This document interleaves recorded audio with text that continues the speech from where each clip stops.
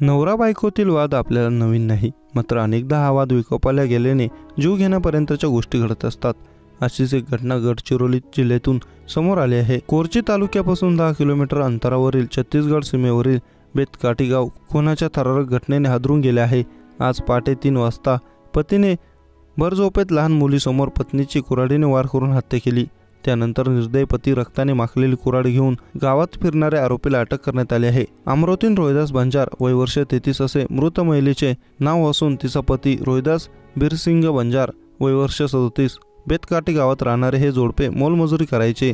पहाटे 3 वाजता पती रोहिदास याने पत्नीवर धारदार कुऱ्हाडीने हल्ला केला, यात ती जागीच ठार झाली। 8 वर्ष वयाच्या मुलीसमोर त्यांनी ही हत्या केली। त्यानंतर निर्दयी रोहिदास बंजार घाती कुऱ्हाड घेऊन बाजार चौकात गेला। रक्ताने माखलेली कुऱ्हाड दाखवत भल्या पाटे फिरून काही वेळाने कुऱ्हाड पाण्याने धुवून घरामागे झुडपात फेकून दिली। मोठ्या भावाने गावातील युवकांच्या मदतीने त्यास पकडून घरी खुर्चीत बसवले व खांबाला दोरीने बांधून ठेवले व नंतर पोलिसांच्या ताब्यात दिले।